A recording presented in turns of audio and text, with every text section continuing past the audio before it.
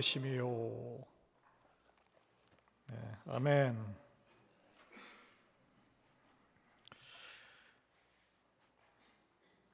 여러분, 세상은 우리에게 끊임없이 행복해지라고 합니다. 세상이 말하는 행복은 무엇입니까? 여러분이 생각하는 행복은 무엇입니까? 고통이 없는 상태, 눈물이 마른 상태, 또는 내가 원하는 모든 것이 만족하게 채워져서 입가에 미소가 떠나지 않는 상태가 아닐까요? 그래서 사람들은 마음이 슬프거나 울거나 슬픔이 막 찾아오는 이런 것을 인생의 루저 또는 불행의 증거라고 보통 말을 하죠. 그래서 여러분 어릴 때 또는 자녀 키울 때 애가 막 울면은 당황하면서 울면 안 돼. 특히 남자애들 같은 경우는 울면은 지는 거야. 그래서 어릴 때 코를 빡, 저도 이제 키 큰 애한테 코를 치어가지고 피가 흐르면 막 울려. 그러면 제가 이기는 거잖아요, 그죠? 그렇게 배웠는데 크리스마스 캐럴조차도 우는 아이에겐 산타 할아버지가 선물을 안 주신다는 그런 가사가 있습니다. 눈물은 통제와 억제의 대상으로 묘사가 돼요.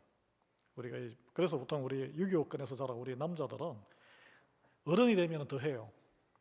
여러분 가운데 자녀들이 보는 앞에서 막 슬퍼서 울어보신 적 있으세요? 우리 아버지들 중에 거의 없으실 것 같아요. 아버지의 눈물을 보신 적 있으세요? 아버지의 눈물? 거의 없을 거예요. 저도 아버지가 우는 거 못 봤어요. 그래서 슬픈 감정을 숨기는 것이 미덕이고 그게 성숙한 사람이다라고 우리는 배웠습니다. 그래서 미국에는 특히 또 이 스마일, 일터에서도 잘 웃고 밝아 보이고 그래야 인기가 있다고 합니다. 그러나 정작 사람들이 그 마음속에 슬픔이 없는 게 아니거든요. 그래서 심리학에 이런 그런 이 용어가 있다 그래요. 가면 우울증, masked depression 또는 smiling depression. 겉으로 웃고 있는데 속은 사실은 슬픈데 웃고 있는 거예요. 위장하기 위해서. 제가 옛날에 신학대학 이제 졸업할 무렵에 병원에 그 원목 코스가 있거든요. 그게 그 코스를 해야 졸업이 되고 또 이게 안수를 받는데 그 보면은 막 이 과거에 그런 걸 토론하는 시간이 있는데 아픈 걸 다 꺼내서 이야기하는데 저도 제 이야기를 옛날에 그 누나가 죽고 뭐 어릴 때 아버지가 죽고 고통스러웠던 이야기를 하는데 제가 웃고 있더라고 이렇게. 그래서 그 원목 그 지도하는 목사님이 아니 너 그런 슬픈 이야기를 하는데 너는 왜 웃고 있냐고. 스토리와 이 마음과 표정이 매칭이 안 되는 거예요. 예, 여러분 우리의 모습이에요. 근데 오늘 이 예수님이 만왕의 왕이신데 오늘 우리가 읽은 짧은 문구 애통하는 자가 복이 있나니 그들이 위로를 받을 것이다. 아니 웃으면 복이 온다고 우리가 코미디 프로도 알고 즐거운 일, 좋은 일이 있어야 복이지. 왜 애통은 슬프고 고통스러운 거잖아요. 그게 왜 복일까요?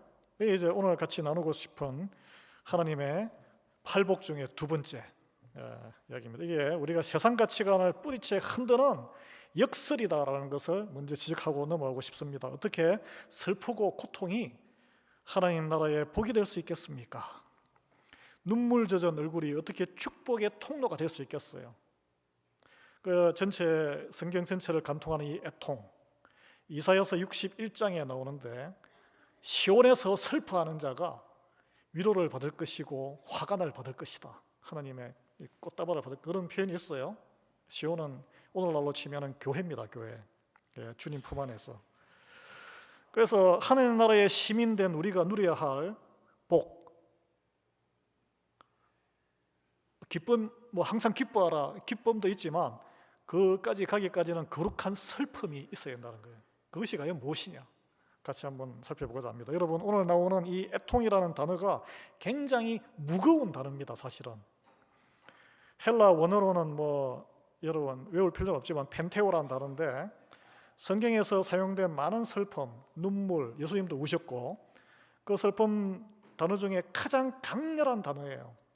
원래 이게 헬라어는 그리스잖아요. 고대 그리스의 문학에서 제가 찾아보니까 이 단어가 쓰인 것이 사랑하는 사람이 죽었을 때 울며 가슴을 찢으며 그 통곡하는 그때 쓰인 단어라 그래요. 그래서 영어로 dead wailing이라고 그래요. dead wailing. 죽었을 때 통곡하는 그 슬픔, 사별의 고통.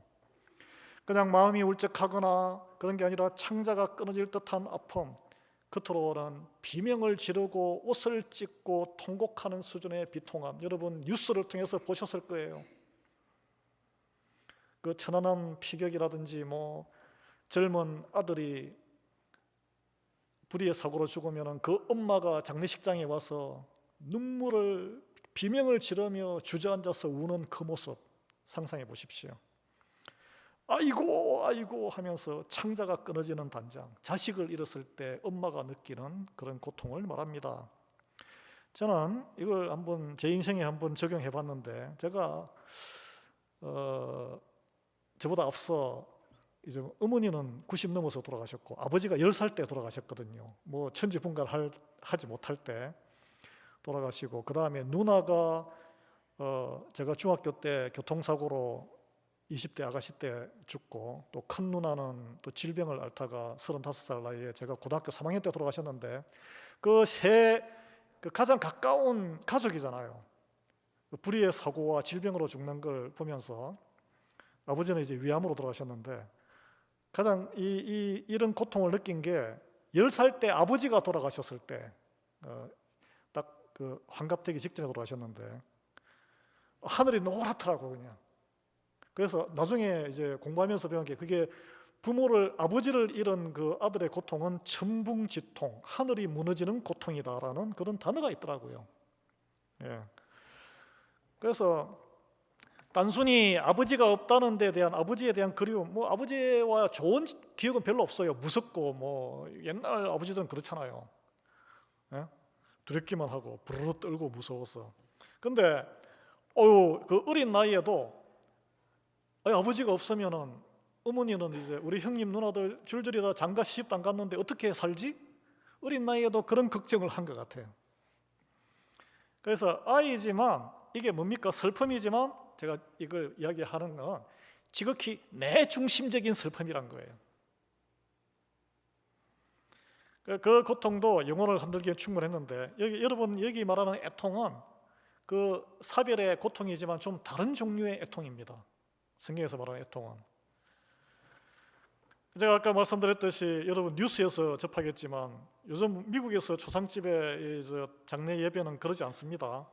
제가 엊그제 운전하다가 라디오를 들으니까 제시 잭슨 목사라고 여러분 아세요? 흑인 목사인데 시카고 출신이고 마틴 루터 킹 목사의 제자입니다. 같이 활동했는데 돌아가셨어요.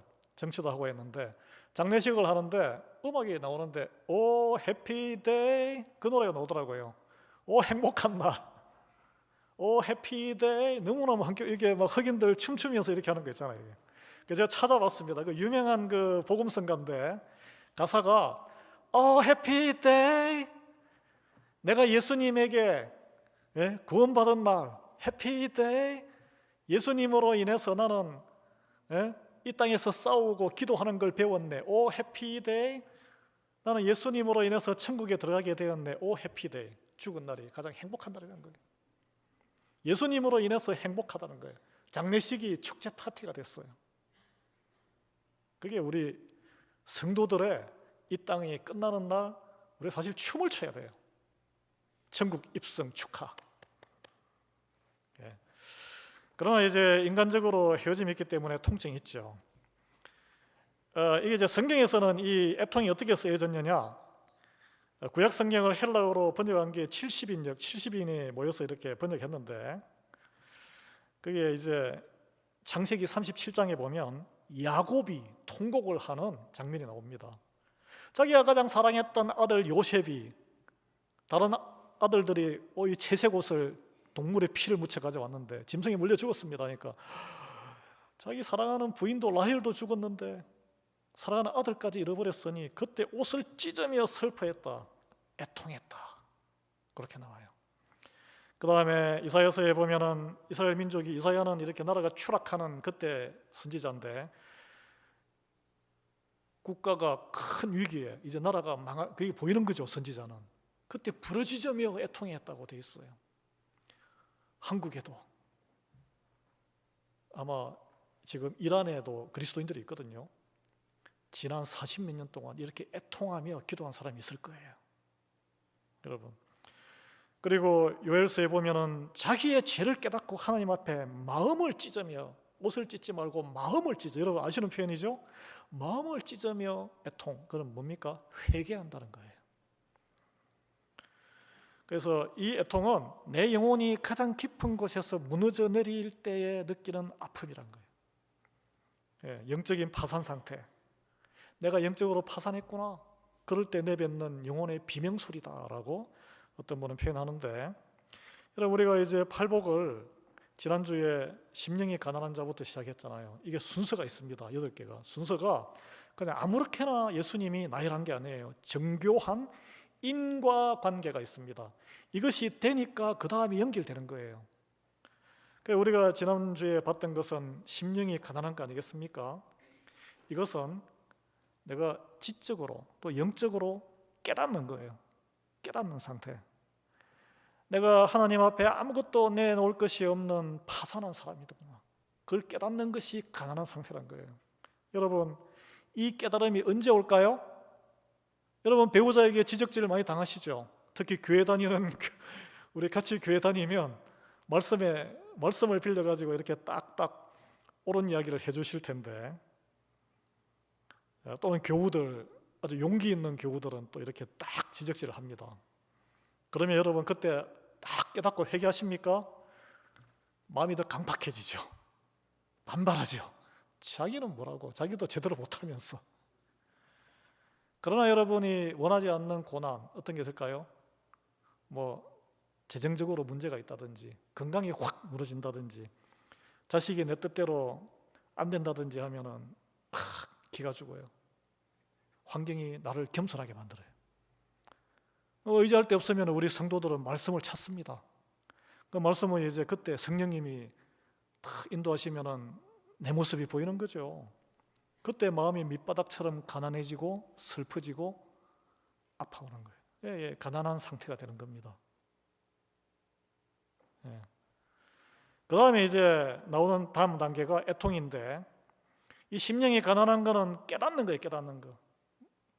말씀으로 내 상태를 깨닫게 되면, 그다음 이걸 내가 어떻게 이걸 좀 돌파를 해야 되는데 어떻게 해야 될지를 몰라요. 교회에 뭐 여러 가지 프로그램도 가서 한번 해보고, 이것도 해보고 통독도 해보고 해보는데도 안 될 때가 있잖아요. 그래서 나오는 반응의 단계래요. 애통은 깨달음이 내려와서 이제 터지는 반응의 단계, 슬픈 단계. 어찌하면 좋겠습니까? 주님을 찾는 단계. 그래서 이제 성경에서 그 예를 보면 오순절 성령 강림 사건 이후에 베드로가 설교를 했잖아요. 어떤 설교였습니까? 예수님이 오셨는데 너희들이 죽였잖아. 그리스도인 줄 모르고. 그 설교를 했습니다. 그거 한번 기억해 보십시오. 그랬더니 그 들은 사람들이 어떻게 했습니까? 반응이 마음에 찔렸어요. 그래서 어찌하면 될꼬.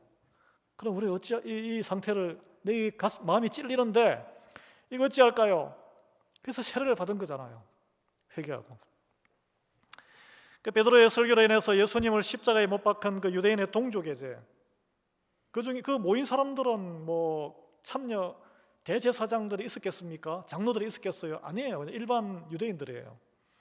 자기가 직접 한 건 아니야. 그렇지만 그런 여론을 몰아준 사람들이죠. 그 죄가, 공동체의 죄가, 동족의 죄가 내 죄임을 깨달았기 때문에 애통해했다는 거예요. 말씀이 역사한 거예요. 말씀으로 내 죄가 찔려야 그런 애통함이 있게 되고, 그 죄 문제를 해결할 수 없기 때문에 하나님께 나오게 되고 예수님을 찾게 만든다는 거예요. 그 애통함이 그게 뭐 나랑 무슨 상관이 있어? 내가 했나?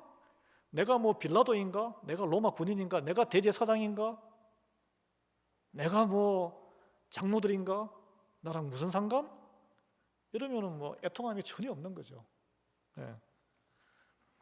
그래서 여러분 우리가 아는 이 칼뱅이라고 하죠. 칼뱅. 자기의 죄와 비참함을 깨달은 사람에게서 자연스럽게 슬픔과 애통이 나온다. 그리고 영국의 그 복음주의 마틴 로이드 존스 목사님은 자기의 상태를 보지 못한 사람은 슬퍼할 이유가 없다. 이 슬픔의 애통의 복이 아무에게나 가는 게 아니라는 거죠. 여러분, 교회에서 신앙생활 우리가 기쁨 가운데 해야 되지만 너무 당당한 사람들, 이 애통의 문을 통과하지 못한 상태일 수 있습니다. 당당하면 어떻게 해요? 내 죄를 보는 대신에 타인을 판단하고 정죄하는 데 눈이 밝아져요. 그게 나의 모습이 아닌가를 오늘 한번 봐야 됩니다. 그래서 이 미국을 건국하는 정신적인 뼈대인 청교도, 영국에서 시작된 퓨리탄들은 이 애통함이, 이 복이 회개의 시작이 아니고 회개의 증거라고 했어요. 회개의 증거. 이걸 잘 새기시기 바랍니다. 그게 이제 애통, 우리가 생각할 때는 다 슬퍼하면은 다 하나님의 복이 아니냐. 근데 이 모든 눈물이 다 복되다고 오해받으면 안 됩니다. 마치 모든 사랑이 다 하나님의 사랑이라고 우리는 여기지 않잖아요. 하나님의 사랑은 다릅니다. 세상에 온갖 종류의 사랑이 있잖아요. 모든 사랑이 다 좋은 게 아니에요. 사랑이 사람을 죽입니다. 어떤 경우는. 사도 바울이 고린도후서 7장 10절에서 하나님의 뜻대로 하는 근심은 후회할 것이 없는 구원에 이르게 하는 회개를 이루는 것이고, 근심을 여러분 애통, 걱정이 이제 애통으로 넘어간다고 생각하면 한번 적용해 보십시오. 세상 근심은 사망을 이루는 것이다. 똑같은 근심과 애통이 있는데 구원에 이르게 하는 것이 있고 사망에 이르게 하는 것이 있다는 거예요. 우리가 이거 잘 분별해야 되지 않겠습니까? 그래서 하나님의 뜻대로 하는 근심 또는 이 거룩한 애통을 복된 애통이라고 보면은 무엇을 말하느냐, 이게 내 죄성으로 인해 하나님의 영광이 가려진 것을 슬퍼할 줄 알아야 된다는 거예요. 자, 다시 한번, 내 죄성으로 인해서 하나님의 영광이 가려지는 것을 슬퍼한다는 거예요. 주님, 내가 또 주님을 아프게 해드렸네요. 거기에 대한 아픔이 있어야 한다는 거죠. 또 세상의 불의와 고통을 보며 나와는 상관없어요. 그러나 그것을 하나님의 마음으로 아파할 수 있다는 거예요. 공감 능력이 필요한 거죠. 그리고 공동체 안에, 우리 가정 안에, 우리 교회 안에 죄가 들어왔을 때, 우리 이게 영적인 공동체이기 때문에 끊임없이 사단의 역사가 있습니다. 그런 모습을 볼 때 그것을 비난하거나 정죄하고 나는 아니야라고 싹 피하기보다는 내 아픔으로 여기고 통곡할 수 있어야 한다는 거예요. 통곡의 기도. 그 이제 누가 그렇게 했느냐? 사도 바울이 그렇게 했다는 거예요. 사도 바울이 고린도 교회를 개척한 사람이잖아요. 고린도 전서와 고린도 후서에 보면은 그 고린도 교회의 교인들을 두고 애통해 한다는 그런 표현이 있습니다. 5장에 보면 우리가 널리 알듯이 고린도 교회 교인 가운데 아마 자기 아버지가 젊은 여인을 계모로 두고 이렇게 있다가 돌아가셨나 봐요. 그 계모와 불륜 관계에 빠진 한 교인 이야기가 나옵니다. 그런데 아마 그 사람이 영향력이 있었는지도 모르죠. 다른 교인들이 그걸 치리하지 아니하고 모른 채 했어요.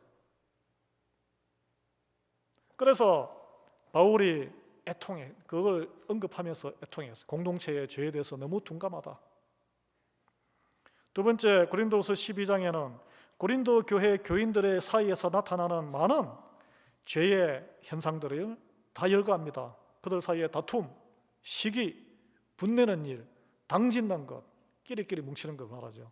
서로 비방하고 뒤에서 수군거리는 것, 거만하고 또 질서 없이 무질서하게 질서를 무시하고 혼란스러운 것, 그리고 더러운 것, 죄지은 같이 막 죄를 짓든 말든 그리고 음란한 거, 아까 예를 들었듯이, 그리고 호색함.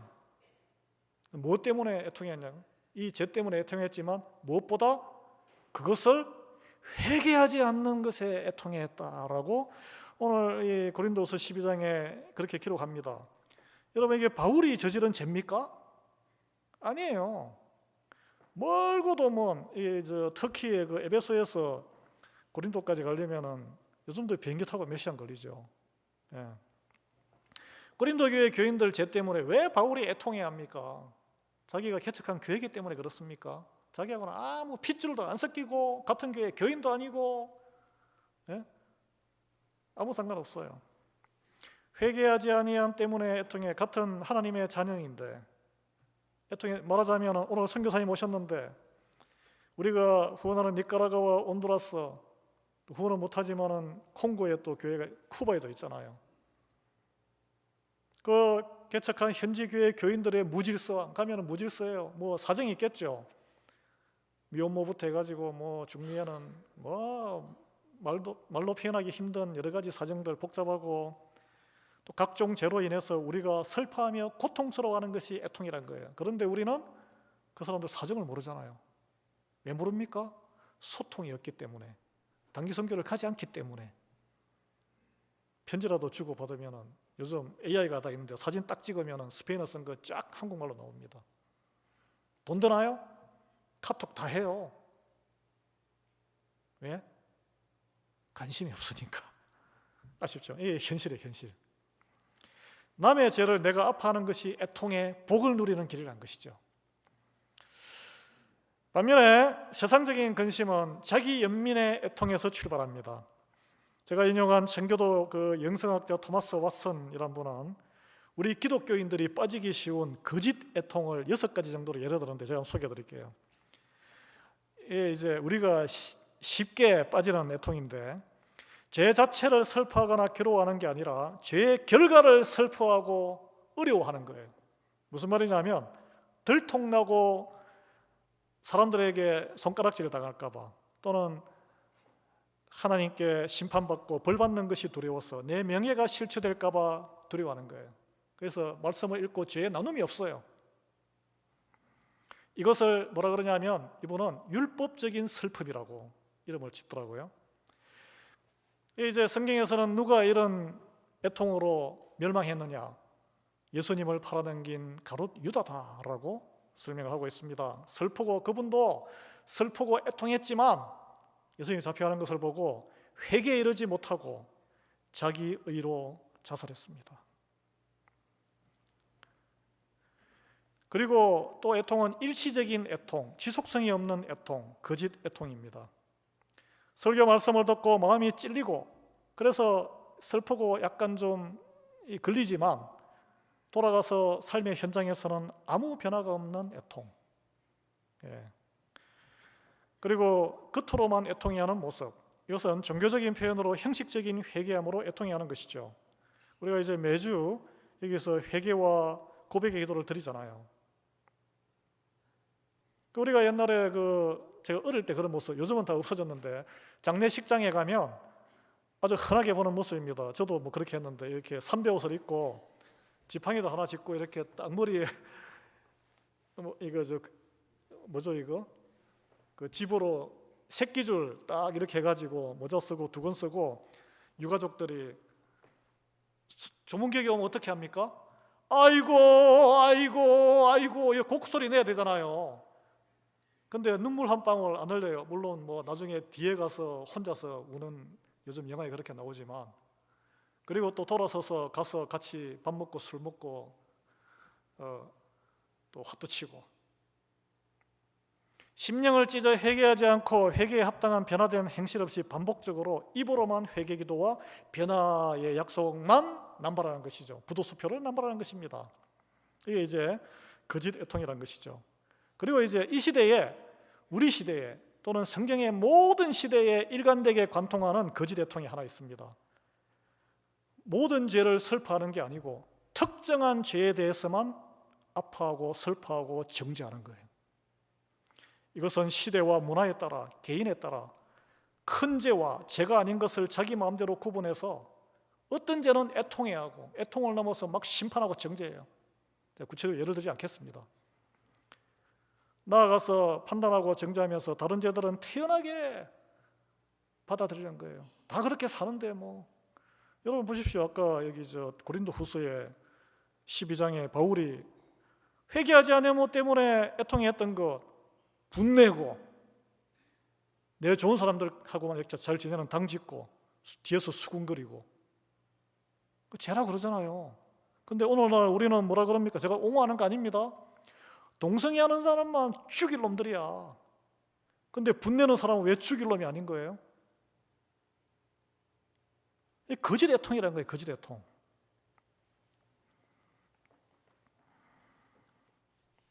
오늘날 이런 정상이 오늘날만 심한 게 아니고 쫙 성경시대에 다 그랬습니다. 그래서 하나님의 이름을 이렇게 뭐 신성모독이라고 돌 던져서 죽이기도 하고, 옛날에 그 예수님 시대에는. 그래서 결정적으로 왜 이러냐면은 거짓 애통이 말씀으로 내 죄가 찔리지만 은폐하고 하나님 때문에 슬픈 게 아니고 나 때문에 슬프기 때문에, 나 때문에 내 죄의 노출로 인해서 내 체면이 손상이 오고 내 인생이 실패한 것처럼 보이기 때문에 슬프고 고통스러워지는 거예요. 이 죄예요, 죄.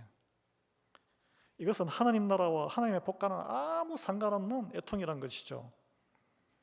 대표적으로 요한계시록 18장에 보면 바벨론의 상인들이 도시가 멸망할 때 통곡하는 그런 구절이 나오는데, 그들의 눈물이 뭐 죄에 대한 회개로 통곡했겠습니까? 그 부와 사치 위에 쌓았던 나를 사랑함의 기초 토대가 사라진 것에 대해서 상실의 슬픔이란 거예요. 여러분, 이 진정한 애통은 내가 잃어버린 것 때문에 내 신세가 차량해서 우는 게 아니란 거죠. 내가 죄로 인해서 하나님을 아프게 해드린 것 때문에 우는 것입니다. 그래서 성경에서 예를 찾아보겠습니다. 이 애통의 문을 통과해서 하나님의 위로, 어떻게 보면 하나님의 상급을 받은 사람들의 세 명을 제가 들어볼게요. 우리가 아는 다윗이 그 왕의 권력을 이용해서 유부녀를 간음하고 충직한 장군을 살인 교사한 끔찍한 죄를 저질렀는데 1년 동안 아무 일 없다는 듯이 잘 살았습니다. 나단 선지자가 책망 앞에 그가 딱 이제 까발렸을 때 완전히 무너졌잖아요. 은폐하기 위해서 그 선지자도 죽일 수 있음에도 불구하고 그는 하나님 앞에 이렇게 엎드렸어요. 그 시편 51편에 보면 그는 침상이 젖도록 울면서 내 죄가 항상 내 앞에 있나이다라고 고백했고, 그 순간부터 그의 이제 마지막 죽을 때까지 그의 왕권의 그 모든 행사와 그거는 눈물과 슬픔의 애통의 시간들이었습니다. 자녀들이 계속 반란을 일으키죠. 그래도 그 자녀들을 탓하지 않고 다 내 죄 때문에 그런 것이다 그랬던 거예요. 그래서 그 애통이 그를 하나님의 마음에 합한 자로 그를 복귀시킨 거예요. 그가 광야에서 목동으로 막 어려울 때 돌팔매로 거인을 쓰러뜨리고 할 때 하나님께 매달리며 기도했던 그 믿음을 하나님이 그것도 기뻐하셨겠지만, 제 해석은 그보다 더 크게 하나님이 기뻐하신 것은 회개한 이후에 애통하며 자기의 죄를 계속 고백하며 시를 썼던 그 다윗을 하나님이 기뻐하신 거죠. 둘째는 베드로예요. 베드로. 죽어도 주를 버리지 않겠다고 이렇게 확신했잖아요. 자기 의의 절정이죠. 제가 3년간 훈련 받았는데 어떻게 주님을 배신하겠습니까? 그러나 바로 그날 밤 닭이 울고 주님의 눈빛과 딱 마주쳤을 때 3번 이렇게 부인한 게 들통났잖아요. 그래서 그가 어떻게 했습니까? 나가서 심히 통곡했다. 이 애통의 통곡이 있었기 때문에 베드로가 자기 힘이 아니고 주님의 사랑으로 진정한 사도, 지금 베드로 뭐 성당이라고 이름까지 붙고 초대 교황이라 그러고 크게 쓰임 받을 수 있었습니다. 세 번째는 이 예수님이 기도의 비유에 나오는 그 세리, 그 다음에 두 형제 중에 아버지 재산 들고 나가서 탕진한 그 탕자 둘째 아들 예를 들겠습니다. 그 세리가 기도하러 왔는데 성전에 감히 들어가지도 못하고 멀리 서서 어떻게 했습니까? 가슴을 치며 나를 불쌍히 여기소서 울었던 그 세리 기억하시죠? 그리고 나가서 허랑방탕하게 온갖 즐거운 일을 다 아버지 재산 확 받아가지고 다 써버리고 추락 해가지고 돼지우리에서 돼지 먹이도 먹을 게 없어서 그때 비참할 때 아버지의 은혜를 그때 깨달은 거죠. 아버지의 아들이라 일컬음을 감당하지도 못하겠습니다. 아버지에게 돌아와서 납작하게 엎드렸잖아요. 회개하고. 이 공통점이 뭡니까? 자기가 자격이 없고 하나님 앞에서, 아버지 앞에서 자격이 없다는 것을 깨닫고 아버지에게 찾아온 사람이에요. 회개의 과정을 거쳐서 찾아온 사람이에요. 내 죄로 인해서 주님 앞에 완전히 무너져야, 그래야 전적으로 은혜를 의지하는 사람, 그 사람이 애통하는 사람이에요. 그 사람이 복 있는 사람이란 거예요. 그런데 여러분, 여기서 한 가지 제가 같이 한번 나누고 싶은 것은, 자, 이 세리 옆에는 누가 있었어요? 기도를 잘하는 바리새인이 있었습니다. 돌아온 탕자 옆에는 누가 있었어요? 열심히 아버지 일을 도우며 나무랄 데 없는 형님이 있었잖아요. 그런데 이 세리가 바리새인에 대해서 언급을 했습니까? 비판했습니까? 판단했습니까? 뭐 정죄했습니까? 부러워했습니까? 그런 거 전혀 없었잖아요. 그리고 이 돌아온 동생이 자기 형에 대해서 뭐 언급한 코멘트가 있습니까? 한마디도 없습니다. 오직 자기가 하나님과 아버지의 은혜를 몰랐던 죄인임을 울면서 통곡하고 받아주신 그것만 해도 감사합니다. 내 문제와 하나님과의 관계만, 아버지와의 관계만 집중했던 거예요. 그리고 이제 마지막으로 오늘 종말의 시대를 우리가 살아가잖아요. 또 하나의 애통이 필요합니다. 신랑이 되시는 예수님을 기다리는 간절함이, 이게 애통이라, 애통. 여러분, 오늘날 보시잖아요. 전쟁이 끊이지 않잖아요. 세상적인 판단으로 독재자 다 쓰러져 가야죠. 예. 독일 히틀러가 망하고 이렇게 자유로운 국가 되고, 일본이 군국주의가 망하고 자유로운 일본이 되고, 그처럼 이란이 그렇게 되기를 원하죠. 그렇지만은 수많은 젊은이들이 죽어요. 하나님의 통치가 온전히 실현되지 않는 현실, 여전히 폭력에 의지할 수밖에 없는 이런 우리 인간의 이런 죄성, 주여 언제까지입니까? 이렇게 부르짖으며 애통하는 자가 하나님 나라의 복된 자라는 거예요. 그래서 오늘 여기 이제 이런 애통하는 자가 애통으로 끝나는 게 아니고 위로를 받을 것이다라고 약속하셨는데, 이 위로가 그냥 우리가 병원에 가면은 주는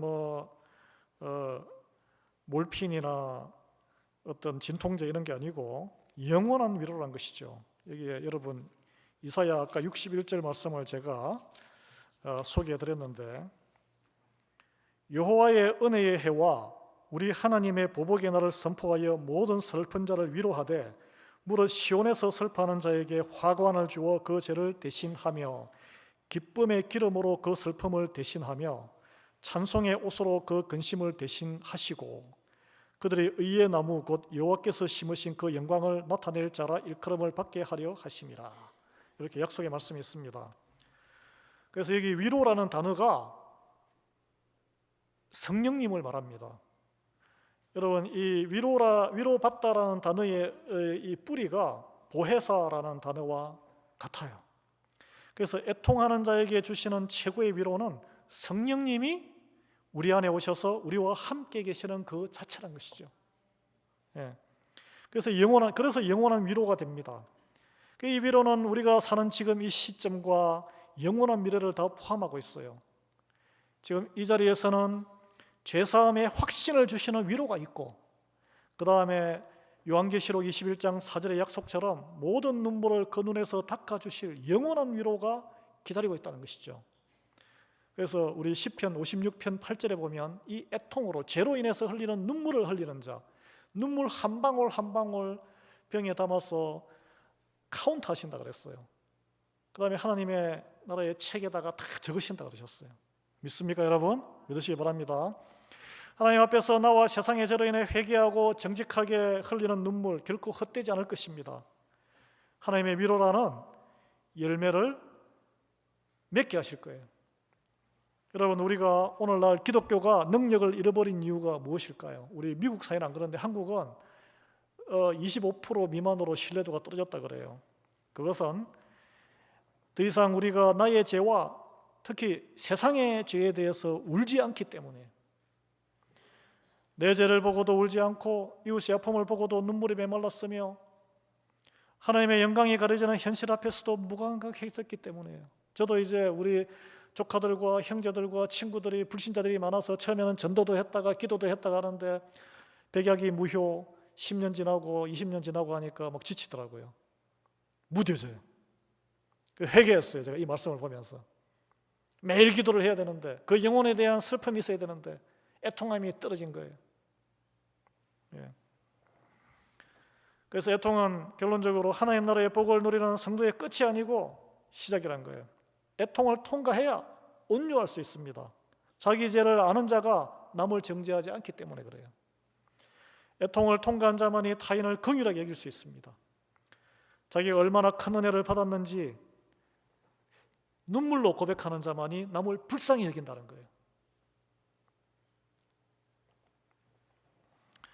제가 뭐 하나 더 소개하고 싶은데 시간이 너무 길어서 생략하도록 하겠습니다. 왜냐하면 시리아 출신부터 해가지고 이렇게 전쟁통에서 미국에 망명을 오신 있는데 우리 동네도 1만 명에 가까운 피난 만명장들이 있습니다. 그 중에 시리아 출신들이 4천 명인데 대부분 여기 우리 길 건너 앞쪽에서 많이 도와줘요.